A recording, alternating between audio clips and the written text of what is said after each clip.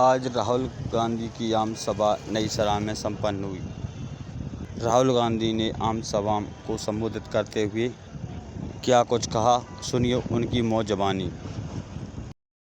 गांव जाकर नुक्कड़ सभाएं की, कार्यकर्ताओं को वापस किया, घर बुलाया, हाँ कांग्रेस की सदस्यता दिलाई हजारों लोगों को कि ओबीसी वर्ग की शिक्षा के पैसे कहां से आएंगे, कैसे आएंगे, कब आएंगे।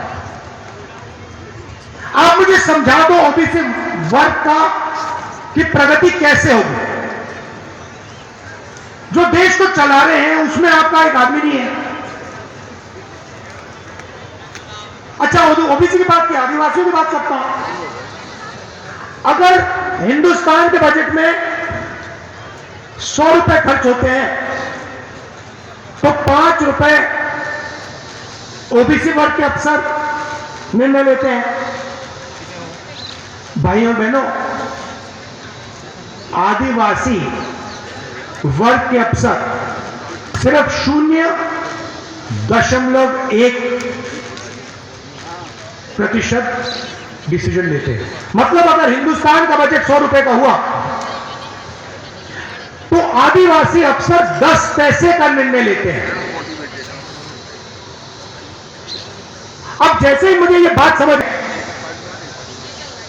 कि इस देश में ओबीसी कितने, दलित कितने, आदिवासी कितने, यह हमें पहले पता लगाना पड़ेगा।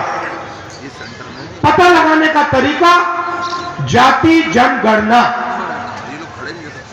जाति जनगणना के बाद पूरे देश को पता लग जाएगा कि भैया इस देश में ओबीसी इतने, दलित इतने, आदिवासी इतने, और फिर सब वर्ग को सरकार चलाने में भागीदारी मिल सकेगी। और फिर मैंने थोड़ा पता लगाने की कोशिश की। यहां जो ओबीसी वर्ग के युवा हैं, आप सब ने एक दिन सपना देखा होगा, दलित आदिवासी भाइयों ने, बहनों ने सपना देखा होगा कि भाई मैं एक दिन आईएएस के लिए काम करना चाहता हूं। सपना देखा ना? ये लोग हाथ उठा रहे हैं। हर युवा कहता है मैं आईएएस के लिए काम करना चाहता हूं। क्यों? क्योंकि ये सब जानते हैं कि हिंदुस्तान की सरकार, मध्य प्रदेश की सरकार को आईएएस अक्सर चलाते हैं। भाइयों और बहनों, हिंदुस्तान की सरकार को 90 लोग चलाते हैं। अगर आप सोचते हो कि एमपी एमएलए सरकार को चलाते हैं, गलतफहमी में हो। मैंने सरकारों को अंदर से देखा है। हिंदुस्तान की सरकार को 90 अफसर चलाते हैं। नरेंद्र मोदी जी मिलकर 90 अफसरों के साथ इस देश को चलाते हैं। कैसे? हिंदुस्तान का जो बजट है, जो धन है, उसको ये 90 अफसर बांटते हैं। बजट में सड़क के लिए कितना पैसा जाएगा, 90 अफसर। बजट में वायुसेना को, सेना को, नेवी को कितना मिलेगा, 90 अफसर। आदिवासियों को शिक्षा के लिए कितना पैसा मिलेगा, 90 अफसर। ओबीसी युवाओं को कितने लोन मिलेंगे, कितना पैसा जाएगा, 90 अफसर। सारा का सारा बजट जो बढ़ता है, ये 90 अफसर इसको बांटते हैं।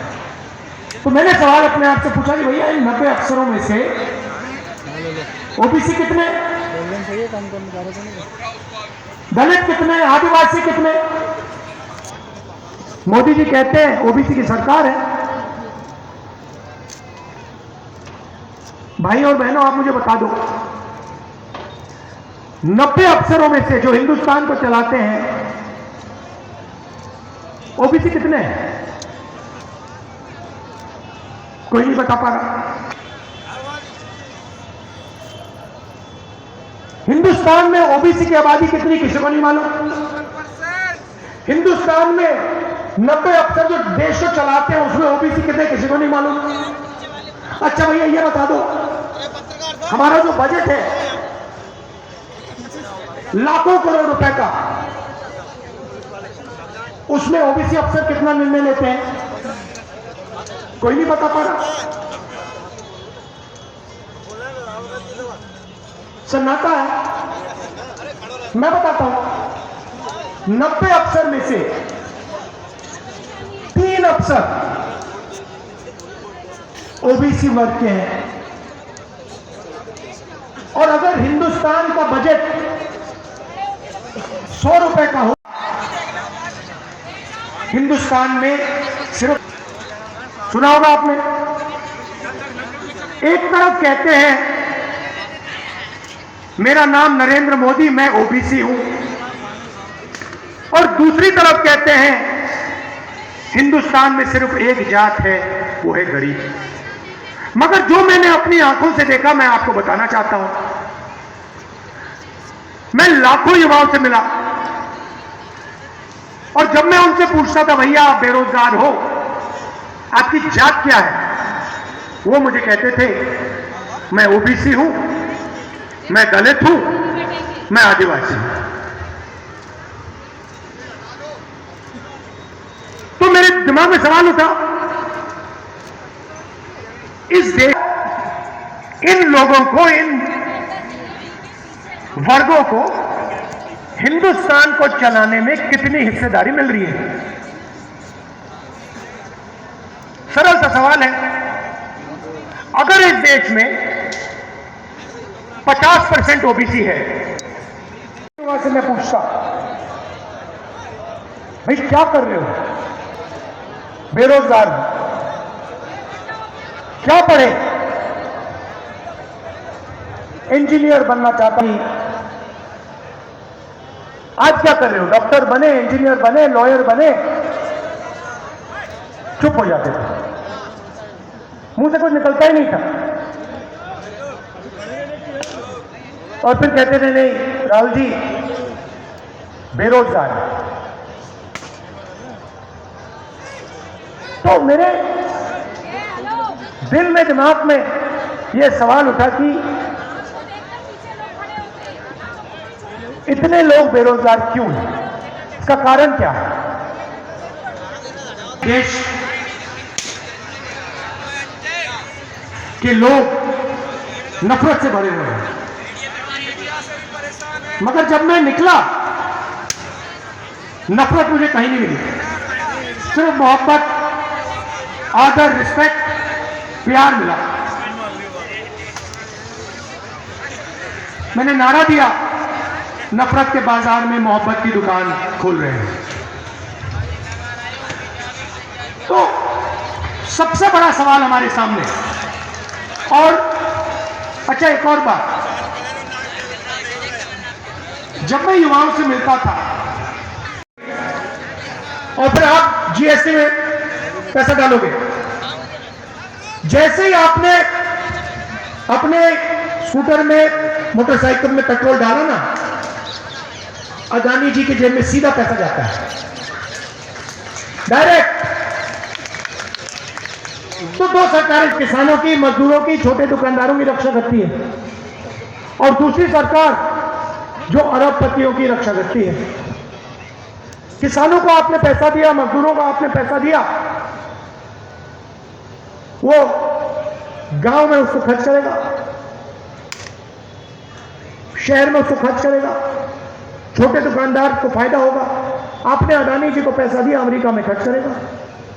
किसी बड़े कॉन्ट्रैक्टर को आपने पैसा दिया, यहां थोड़ी खर्च करेगा, वो जाके दुबई में खरीदेगा माल, बड़ा सा घर खरीदेगा, आपका पैसा यहां से दुबई पहुंच जाएगा।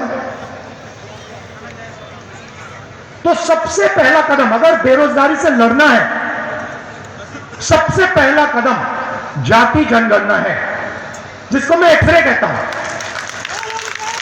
मैं एक्सरे कहता हूं कि भैया देखो, किसी को चोट लगती है, किसी को चोट लगती है, हम कहते हैं या भैया चोट लग गई, जाओ पता लगाओ, अस्पताल जाओ, पता लगाओ हड्डी टूटी या नहीं। व्यक्ति अस्पताल जाता है, एक्सरे लेता है, डॉक्टर कहता है भैया हड्डी टूटी हुई है। अब हमें सबको मालूम है, पूरे देश को मालूम है कि ओबीसी को, दलित को, आदिवासी को जबरदस्त दर्द हो रहा है। बेरोजगारी है, महंगाई है। तो अब सवाल यह है भैया दर्द क्यों हो रहा है? एक्सरे जाति जनगणना,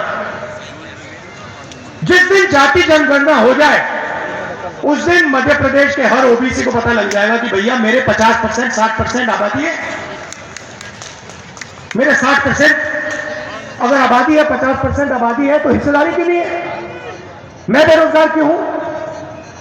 अब जब मैं ये बात उठाता हूं, नरेंद्र मोदी कुछ कहते नहीं। मैं कहता हूं नरेंद्र मोदी से, कहता हूं नरेंद्र मोदी जी आप एक काम कीजिए, जाति जनगणना कर दीजिए, ओबीसी युवाओं को बता दीजिए ओबीसी कितने, आदिवासियों को बता दीजिए आदिवासी कितने, दलितों को बता दीजिए दलित कितने। फिर वो जो 90% की बात है उसको ठीक करते हैं। नरेंद्र मोदी जी कहते हैं भैया जात तो है ही नहीं,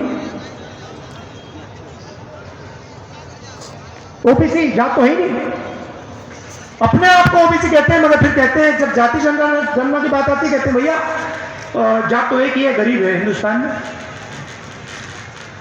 और मैं जहां कन्याकुमारी से कश्मीर गया, मुझे गरीब में कौन दिख रहा है? ओबीसी, दलित, आदिवासी।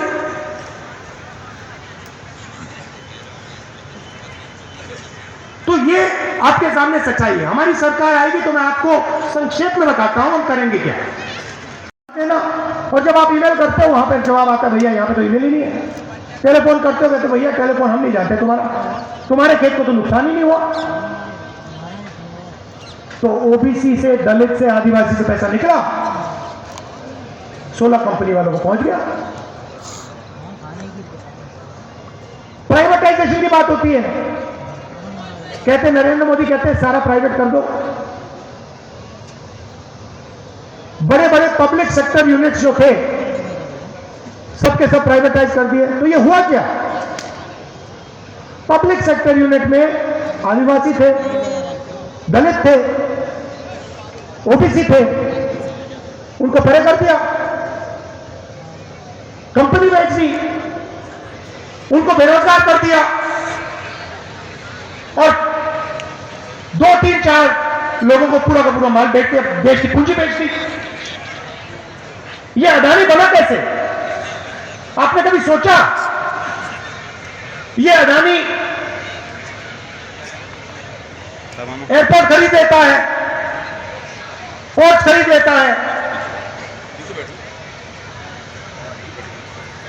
मैं आपको बताता हूं, आप टैक्स देते हो, आपको पता भी नहीं लग रहा, आपने कुछ खरीदा, एकदम उसमें टैक्स दिया। जीएसटी को ओबीसी, दलित, आदिवासी टैक्स दे देना चाहिए। ये लो, आप लोग टैक्स दे रहे हो, आपका पैसा जा रहा है सरकार में, सरकार पब्लिक सेक्टर बैंक में डाल रही है और अदानी जी को पब्लिक सेक्टर बैंक लोन दे रही है। यहां पे कोई ओबीसी है, कोई दलित है, कोई आदिवासी है जिसको बैंक ने बैंक लोन दिया? नहीं मिल सकता। अगर आपका नाम अदानी होता, लाखों करोड़ रुपए आपके हवाले हो जाते।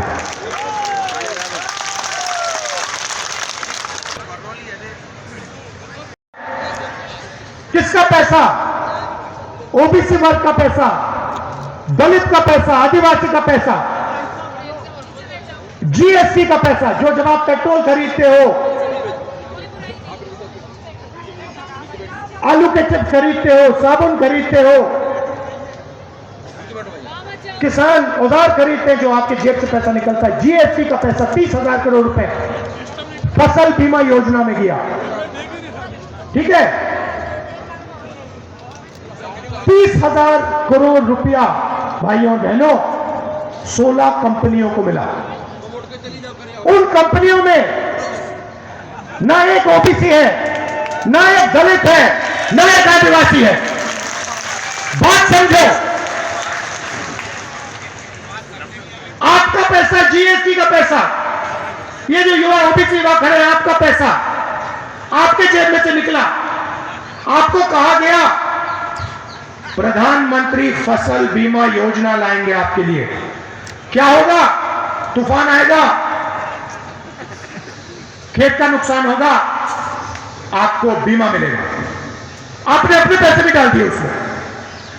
एक तरफ जीएसटी से आपका पैसा गया तकरीबन 25,000 करोड़ रुपया, दूसरी तरफ आपने डाल दिया तकरीबन 3,000-4,000 करोड़ रुपया आपका गया। कहां गया? 16 कंपनी में। मैंने पता लगाया 16 कंपनी की मैनेजमेंट में आपको एक ओबीसी नहीं मिलेगा, एक दलित नहीं मिलेगा, एक आदिवासी नहीं मिलेगा। तो हुआ क्या? आपके जेब में तो पैसा गया, और जब आपको जरूरत पड़ी, जब ओबीसी किसान का नुकसान हुआ, उन्होंने आपको कहा भैया आप बेरोजगार नहीं दिखाई देते। मैं एक छोटा सा उदाहरण देता हूं। छत्तीसगढ़ में हमने निर्णय लिया कि जो छत्तीसगढ़ का किसान है उसे हम छत्तीसगढ़ का फाउंडेशन की नींव बनाएंगे। और हमने 2-3 ऐतिहासिक निर्णय लिए। पहला निर्णय, छत्तीसगढ़ के किसानों का कर्जा माफ होगा। और जैसे ही हमारी सरकार बनी हमने कर दिया। दूसरा निर्णय, छत्तीसगढ़ के किसानों को, वहां धान ज्यादा उगता है, छत्तीसगढ़ के किसानों को 2,500 रुपए प्रति क्विंटल धान के लिए मिलेगा, और वो बढ़ता जाएगा, वो रुकेगा नहीं। तो पहले 2,500 था, आज छत्तीसगढ़ में 3,200 रुपए प्रति क्विंटल धान मिलता है। अब बात समझिए, मैं बहुत गहरी बात बोल रहा हूं। उसके बाद हमने कहा कि जो मजदूर खेत में काम करता है उसको हम 7,000 रुपए डायरेक्ट बैंक अकाउंट में डालेंगे। अब हुआ क्या? जैसे ही हमने किसानों के जेब में पैसा डाला, मजदूरों के जेब में पैसा डाला, उनको सही दाम दिया, जो यहां पे आपको मिल नहीं रहा है। आपको गेहूं के लिए, सब्जी के लिए, धान के लिए सही दाम नहीं मिल रहा, तो आप सब कर्ज में हो, कर्ज लेते हो, फिर आपको आत्महत्या करनी पड़ती है। आप छत्तीसगढ़ में पूछिए आत्महत्या कितने किसान कर रहे हैं, आपको मिलेंगे नहीं। मैं किसानों से बात कर रहा था, मैंने उनसे पूछा भैया बताओ आपके खेत का दाम क्या है? मैं हैरान हो गया। किसान मुझे कहता मुझे दाम नहीं मालूम। मैंने कहा ये क्या बोल रहे हो, तुम्हें अपने खेत का दाम नहीं मालूम? कहता नहीं मालूम। मैंने कहा क्यों? कहता मैं इस खेत को नहीं बेचूंगा, मैं कभी नहीं बेचूंगा इस खेत को, बेचने की जरूरत नहीं है, जेब में पैसा आ रहा है, कर्ज नहीं है, खेत को नहीं बेचूंगा, खेत को नहीं बेचूंगा, मुझे दाम क्या है उससे क्या लेना देना। तो किसानों को हमने उनकी जिंदगी बदल दी छत्तीसगढ़ में। हुआ क्या? किसान और मजदूर ने अपना पैसा खर्च किया। अच्छा, किसान और मजदूर पैसा कहां खर्च करेंगे? गांव में करेंगे, शहरों में करेंगे। तो सीधा का सीधा पैसा किसान के जेब से, मजदूर की जेब से, छोटे दुकानदार की जेब में गया। और छत्तीसगढ़ की अर्थव्यवस्था गांव में और शहरों में चालू हो गई। अब बीजेपी दूसरी तरीके की सरकार चलाती है, किसानों से पैसा छीनते हैं। यहां पे किसी भी किसान से पूछ लो, नहीं मिला, नहीं मिला, नहीं मिल सकता। मैं बताता हूं किसको मिला। भाई और बहनों अच्छी तरह सुनिए। हाँ, तो मैं आपसे डाला था थोड़ा जो कहता हूं कर डालता हूं। और मैंने यात्रा में मन बना लिया है। 4000 किलोमीटर चला हूं, हिंदुस्तान की सच्चाई मैंने देखी है। मैंने मन बना लिया है कि कुछ भी हो जाए, हिंदुस्तान में और मध्य प्रदेश में जाति जनगणना होगा होगा होगा। और ओबीसी को, दलित को और आदिवासी को जो अधिकार मिलना चाहिए, जो भागीदारी उनकी होनी चाहिए, वो होगी होगी होगी। धन्यवाद। अब मैं धन्यवाद और आभार प्रदर्शन के लिए किसी कुत्ते पर बीजेपी के नेता को पेशाब करते हुए देखा है आपने? नहीं देखा ना। मगर मैंने अपनी आंखों से बीजेपी के नेताओं को एक आदिवासी युवा के चेहरे पर पेशाब करते हुए देखा। तो जो वो जानवरों से नहीं करते हैं, सही कहा। वो हमारे आदिवासी भाइयों के साथ करते हैं। और वो चाहते हैं कि आप जंगल में रहो, आप जंगल में रहो, जल उनका, जमीन उनकी, जंगल उनका। आस्ते आस्ते जंगल कम होता जा रहा है। 15 साल में आपसे कहेंगे भैया जंगल खत्म हो गया, चलो सड़कों पे जाके भीख मांगो। हम कहते नहीं, आदिवासी हो, पहले मालिक हो। आपके बच्चे जो सपना देखना चाहते हैं वो सपना हम पूरा करने की कोशिश करेंगे। बीजेपी के नेता कहते हैं, आप सबसे कहते हैं, आप सबसे कहते हैं, यहां जो ओबीसी युवा खड़े हैं आपसे कहते हैं, नहीं मजे की बात सुनो, सबके सब ओबीसी युवा जो यहां हैं, दलित युवा है, आदिवासी युवा है, आप सबसे कहते हैं भैया एक बात करो, देखो हिंदी सीखो, अंग्रेजी मत सीखना, हिंदी सीखो। आप एक काम करो, किसी भी बीजेपी के नेता के पास चले जाओ, वो जो है क्या नाम है उसका, जो वीडियो आया जिसका, जो तोमर, वो जो वीडियो पे मतलब करोड़ों रुपए की बात कर रहा है, तोमर जी का लड़का भ्रष्ट। किसी भी ओबीसी बीजेपी के नेता से पूछो भैया एक बात बताओ, तुम अपने बच्चों को हिंदी मीडियम में भेजते हो या अंग्रेजी मीडियम में भेजते हो? अंग्रेजी में।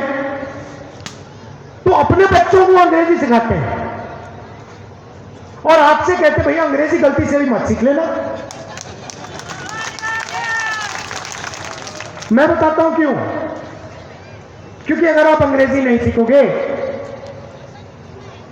तो आप ग्लोबलाइज दुनिया में, इंटरनेट वाली दुनिया में, फेसबुक वाली दुनिया में सफलता नहीं प्राप्त कर पाओगे। वो चाहते हैं कि सबसे अच्छी नौकरियां, सबसे अच्छी पोजीशन उनके बच्चों को मिले, और जो देश का ओबीसी वर्ग है, दलित वर्ग है, आदिवासी वर्ग है, वो सड़कों पे बेरोजगार रहे, मजदूर बने। हिंदी की जगह है। मध्य प्रदेश में, उत्तर प्रदेश में, दिल्ली में किसी से बात करनी हो, व्यापार करना हो, हिंदी का प्रयोग कीजिए, हिंदी सीखिए, मना नहीं कर रहा, जितनी हिंदी सीखोगे अच्छा है। मगर अगर आपके बच्चे किसी विदेशी कंपनी से व्यापार करना चाहें, कॉल सेंटर में काम करना चाहें, स्टार्टअप का बिजनेस शुरू करना चाहें, तो अंग्रेजी की जरूरत है। छत्तीसगढ़ में अंग्रेजी स्कूल का हमने जाल बिछा दिया पूरे प्रदेश में। High quality school, private school से अच्छे। अगर आपको अंग्रेजी सीखनी है छत्तीसगढ़ में, सरकारी स्कूल में ज्यादा अच्छी अंग्रेजी सिखाई जाती है प्राइवेट स्कूल से।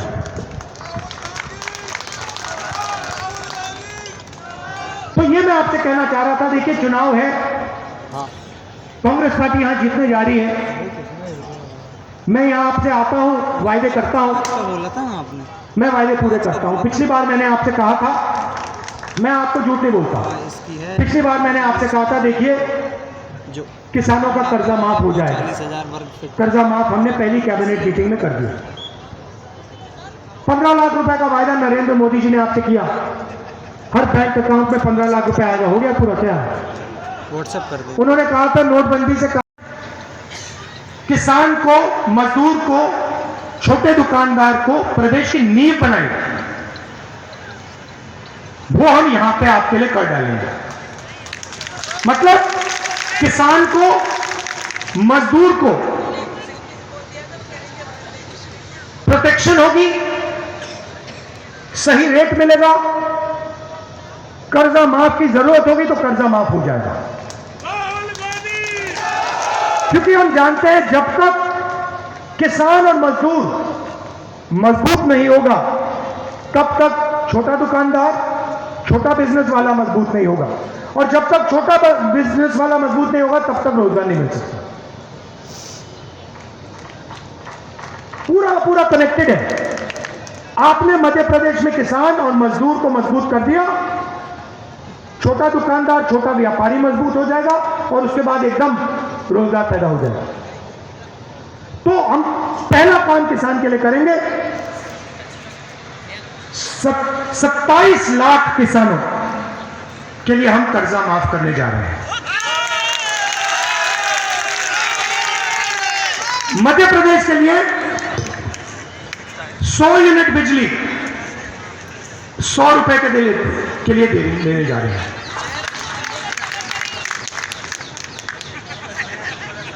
हमने यह वायदा किया था और हमने यह वायदा पूरा कर डाला। पहले दिन हमारी कैबिनेट में हमने यह वायदा आपको पूरा करके दिखा दिया, और यही हम फिर से करने जा रहे हैं।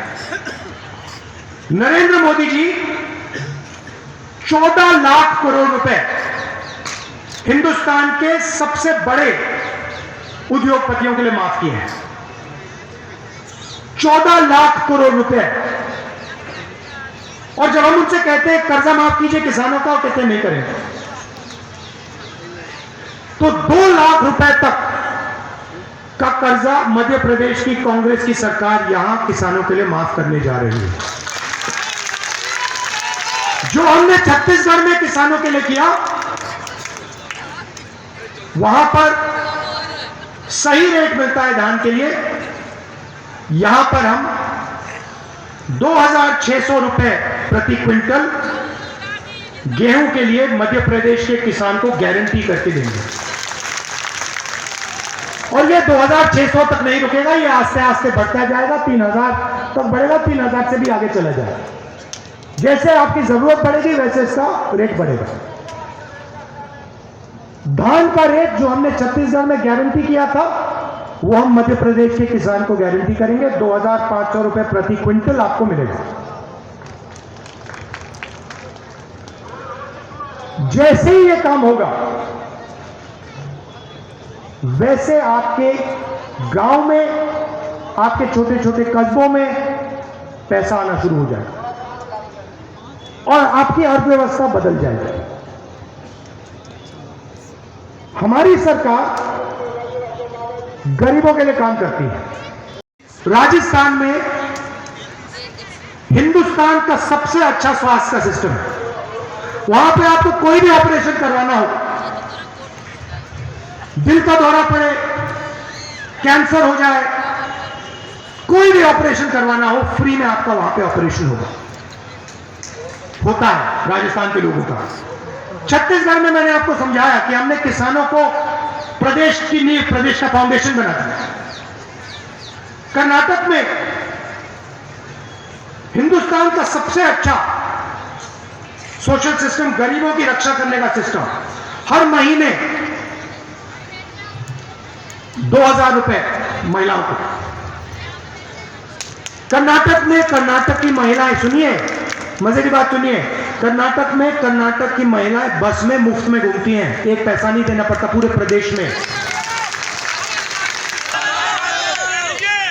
1200 देती है ना, कांग्रेस पार्टी की सरकार आएगी तो 500 रुपए का आपका सिलेंडर हो जाएगा। आसान सी बात है भैया। देखो ये जो 600 रुपए है, सुनिए बात सुनिए, ये जो 600 रुपए है, आप क्या सोचते हो 600 रुपए कहां जा रहा है? हम आपको 500 रुपए का गैस सिलेंडर देंगे, हम तेलंगाना में दे रहे हैं, कर्नाटक में दे रहे हैं, हम आपको 500 रुपए का दे रहे हैं, वो आपको 1100 का देते हैं, तो 600 कहां जाएंगे आपको मालूम है? 600 रुपए उनके कहां जाते हैं आपको मालूम है? उनके उद्योगपति दोस्त के जेब में जाते हैं। तो ये सच्चाई है। नरेंद्र मोदी कहते हैं कि कांग्रेस पार्टी गरीबों की मदद नहीं करती। मनरेगा हम लाए, भोजन का अधिकार हम लाए, जमीन अधिग्रहण बिल हम लाए, पैसा कानून हम लाए। मुझे आप बता दो गरीबों के लिए उन्होंने क्या किया पिछले 10 साल में? एक योजना दे दो मुझे, एक योजना जो नरेंद्र मोदी ने गरीबों के लिए की। जीएसटी गरीबों की है क्या? नोटबंदी गरीबों की है क्या? किसान बिल गरीबों के हैं क्या? 14 लाख करोड़ रुपए गरीबों के लिए माफ किए क्या? अच्छा एक नई चीज निकाली है, यहां पे हमारे आदिवासी भाई हैं, हम आपको आदिवासी कहते हैं। आप जानते हो हम आपको आदिवासी क्यों कहते हैं? आदिवासी का मतलब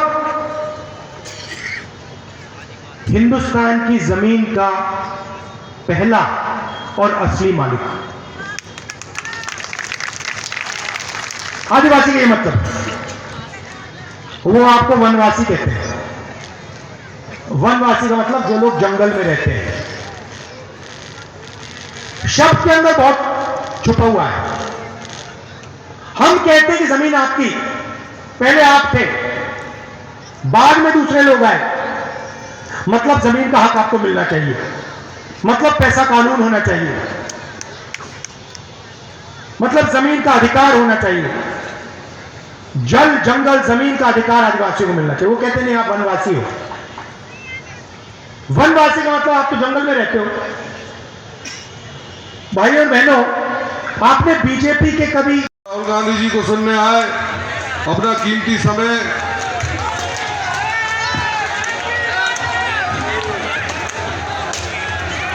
के साथ मैं आप सभी का आभार व्यक्त करता हूं। धन्यवाद।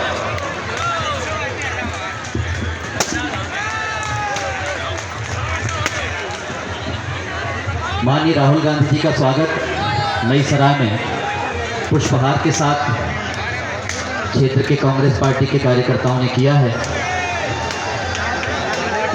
और एक बार आप